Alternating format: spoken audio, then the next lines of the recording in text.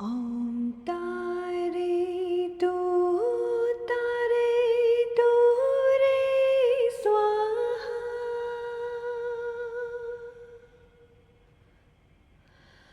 Om Tare Tu Tare Tu Re Swaha. Om Tare Tu Tare Tu Re Swaha.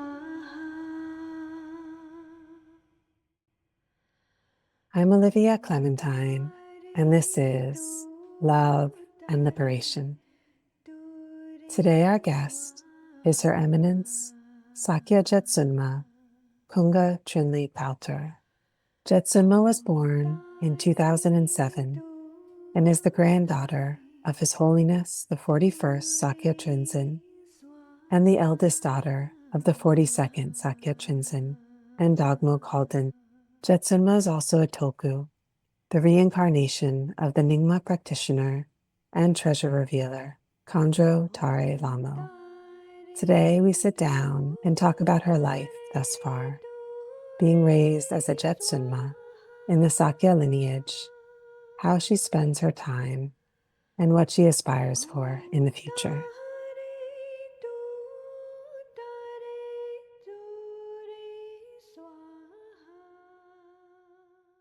I thought we could begin because your upbringing is so unusual.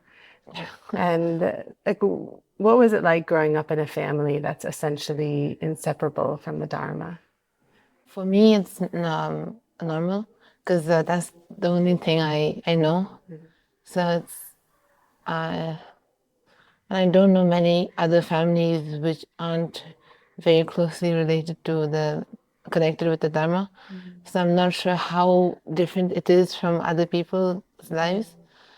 And so, was there a moment, because your family, the Sakya family, dates back to the 12th century, so long ago, and was there a moment you realized, oh my gosh, I'm connected to this very long lineage of Dharma? I don't think I've had one specific moment. Growing up, I was just always surrounded by Sangha, surrounded by Dharma and by history.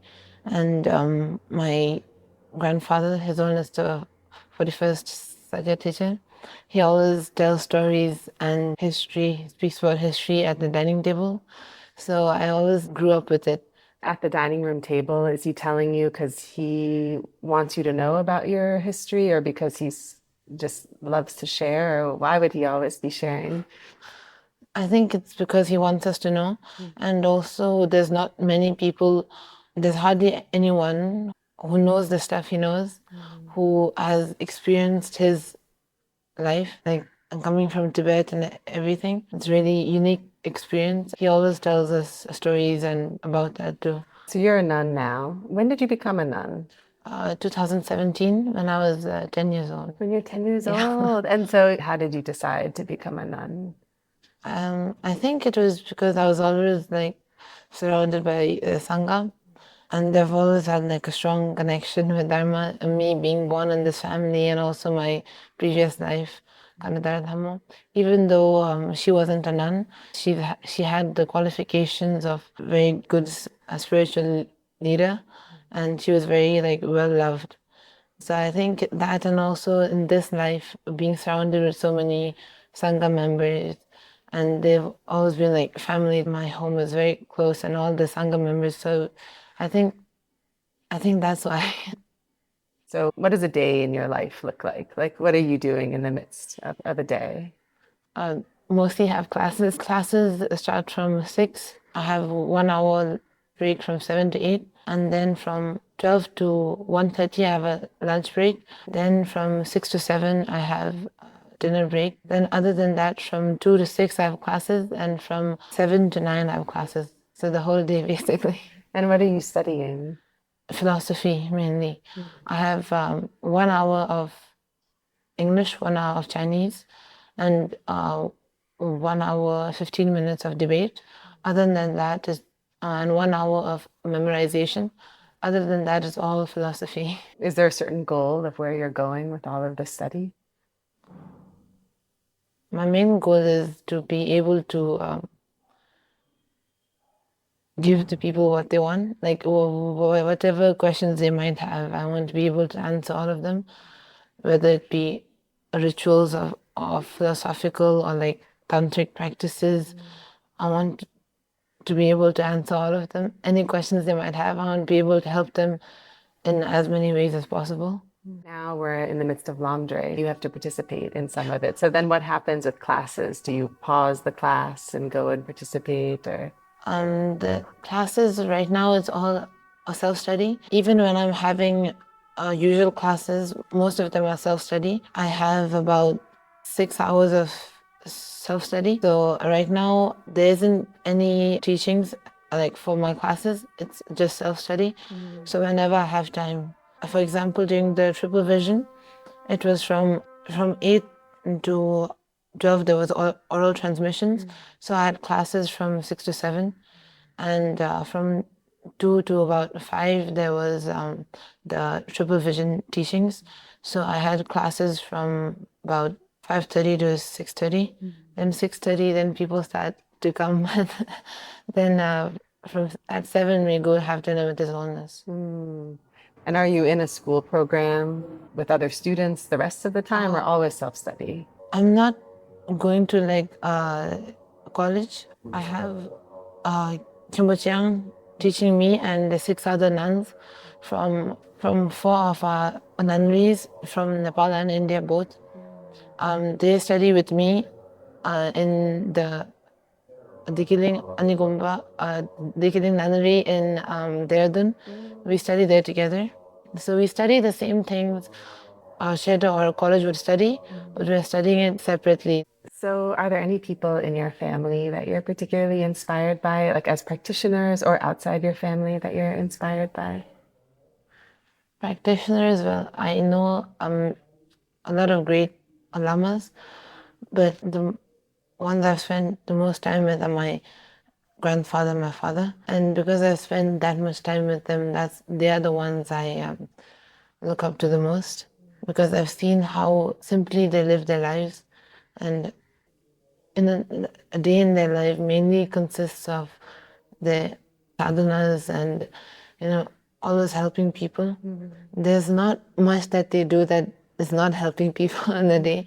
So they really inspire me spiritually. And how are they different from each other? I think right now my grandfather mainly focuses on doing his sadhanas and seeing people. My father in Dehradun, he doesn't have like timings where he sees people. If they want to see, they just inform him and he'll tell them to come at what time. But my grandfather always sees people from 11 to 12, so there's like a specific time.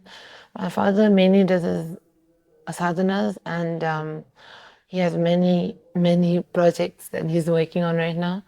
For example, the Sakya Center, he made the new rooms for the older monks and the nunnery too. And then he has his own project, which is like the Kalden monastery and a Shedda college. He has the Sakya Foundation, and there's so many that he just has a whole lot of work. Yeah. You were saying too yesterday that your mother also is very engaged. So both of your parents are in service. Yes. It sounds like all the time. Yeah. They're always helping people. It's so beautiful to witness how close your family is and that you spend so much time together. And wondering, how do you think that's influenced you growing up in such a close way? I think it really helped me because if I have like any spiritual questions or like problems, I can always ask my father. And if there's any questions that are more emotional or like more that require more modern solutions, I can ask my mother and my mother's parents, my grandparents. So it helps that we're all really close. That's also one of the main reasons that I did not go to college, because then I wouldn't have as much time with my grandparents, like His Holiness. I'm closer to them because I'm not going to a college and I'm studying on my own. Whenever His Holiness gives teachings, I'm able to receive them. Because if I went to like a college, I have to stick with the schedule and I wouldn't be able to receive as much teaching. Are there any parts of your path or position in life that you find extra challenging? If I led like a normal life and then was suddenly put into this spiritual role, as when I was like maybe 8 or 9, then I would have found it more difficult. But since I've always grown up with this life and I've seen my father, my grandfather, they all lead this life. So I personally don't find any problems. For me, it's just how it is. So you're a tulku, you're a reincarnation, as you said. You have Khandro Tare Llamo, and she was a great practitioner and a tirtana, treasure revealer, who passed away not that long ago, 2002. And so do you remember her, or do you feel a connection to her? What's your relationship with her?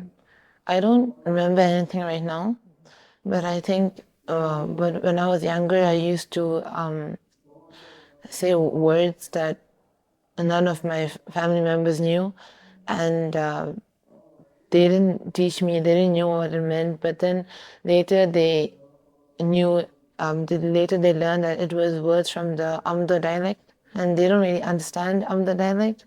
So, and there's nobody in my family that speaks Amdo dialect, so I was saying words from that dialect when I was younger, and that dialect, because Khandro Tare Lhamo is from Amdo, so. And when were you recognized as her? I'm not really sure. Yeah. The first person I actually remember coming to see me because I was Khandro Tare Llamo's reincarnation was in 2015. So, yeah. Well, and being her reincarnation, does that mean you carry on parts of her lineage or her texts, or is there anything you carry on that she did? I'd like to. Right now, I haven't had the chance to. Right now, the scriptures I've been studying and the teachings I've been receiving are all Sakya, but I would like to be able to do that in the future. What was she practicing? Can you share anything about her? She is from the Nyingma sect, and she was believed to be like a emanation of a Gurukule. So, Magnetizing. yes. You did your first retreat in 2021 with your father. You were 14 years old. And will you share about that, like what you were doing in the retreat, and then just for you being 14 and during retreat, what that was like? It was a wonderful experience, I would say, especially because I had my father with me. We stayed in different retreats, but we stayed the retreats together. So it was really wonderful. Was he teaching you during the retreat? The meaning of the text he had already taught me. So during the retreat, if I had any questions, I would just ask him. Can you share what the retreat was about? I don't know if it's private. Avajapani, Jungdo. Most people when they stay for the first retreat, they stay for Jungdo to get rid of all the obstacles. Yeah. Okay. And then have you done any retreats since? I stayed for my White Tara retreat in 2023 in Kalimpong, in my father's monastery. There were a lot of people with me, maybe about 111 people, I think, for the long life of His Holiness Dalai Lama and His Holiness the 41st Sakya Trizin. My father thought that would be a wonderful idea because His Holiness was turning 80 years old soon. My brother, my sister, and my mother also stayed for retreat with me.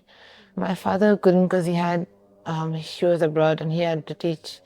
So me and my mother were in the same room.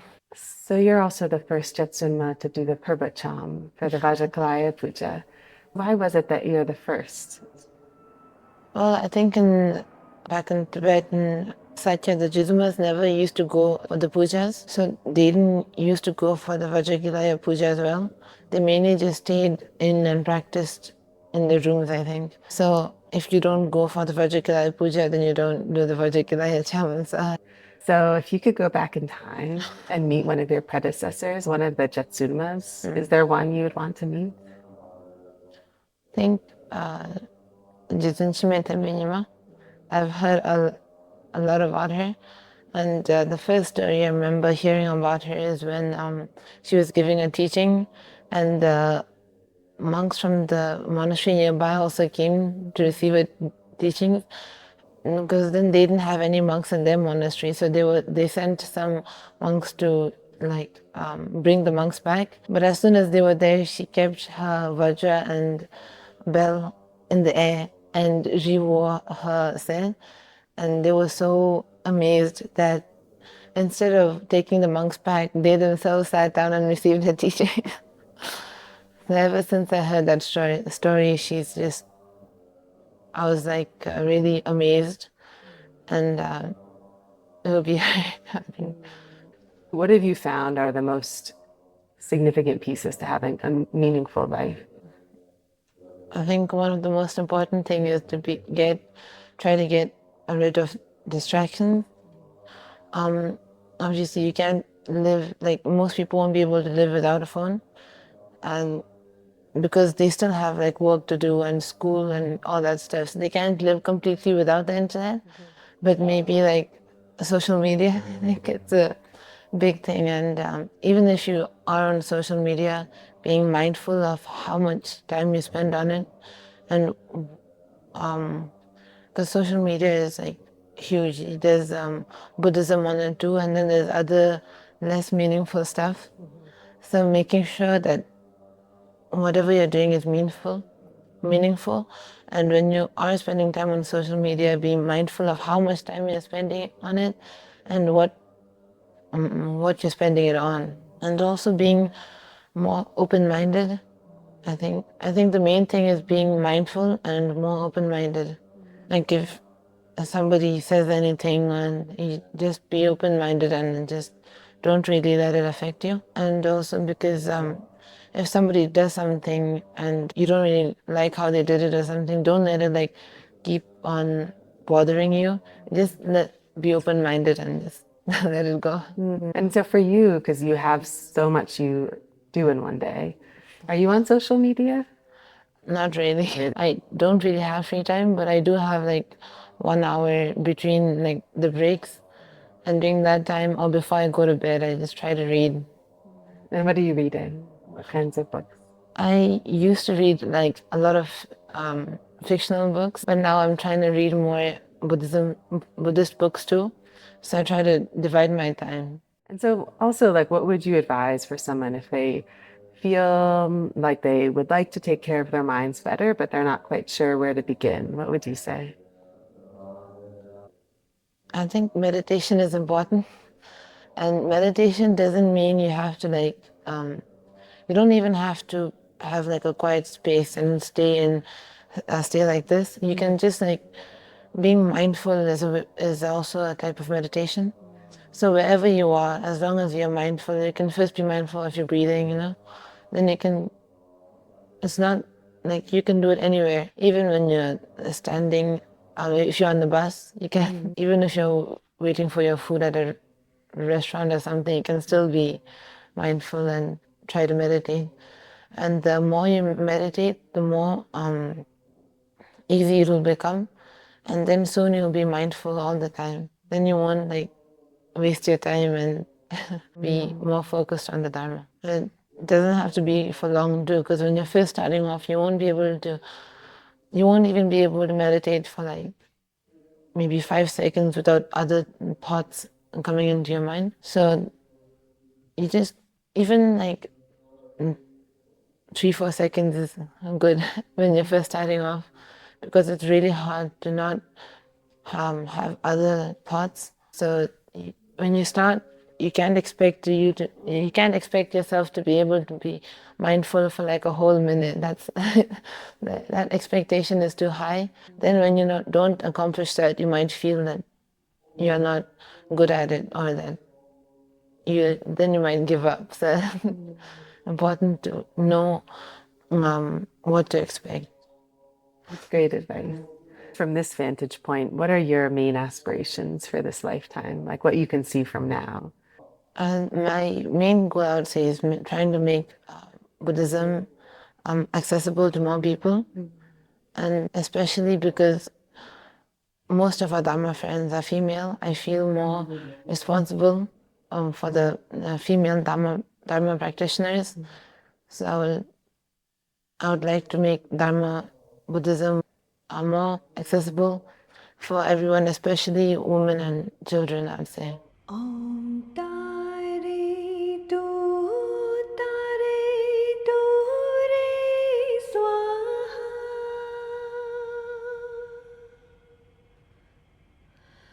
Om Tare Tu Tare Tu Re Swaha. Om Tare Tu Tare Tu Re Swaha.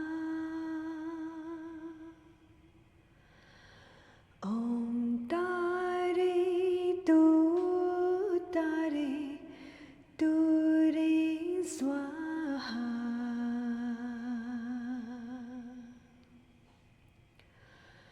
Om Tare Tu Tare Tu Re Swaha.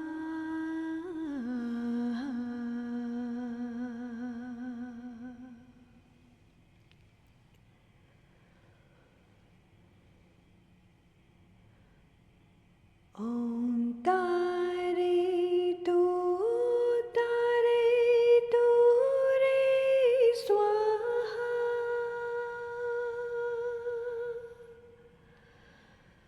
Om Tare Tu Tare Tu Re Swaha. Om Tare Tu Tare Tu Re Swaha. Om Tare Tu Tare Tu Re Swaha.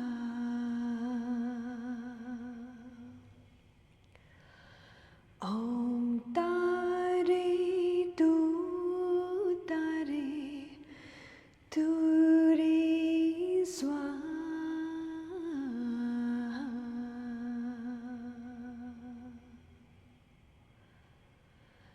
Om Tare Tu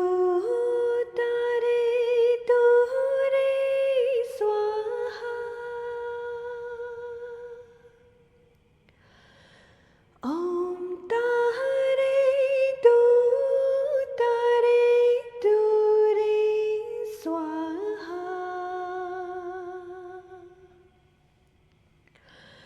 Om Tare Tu Tare Tu Re Swaha.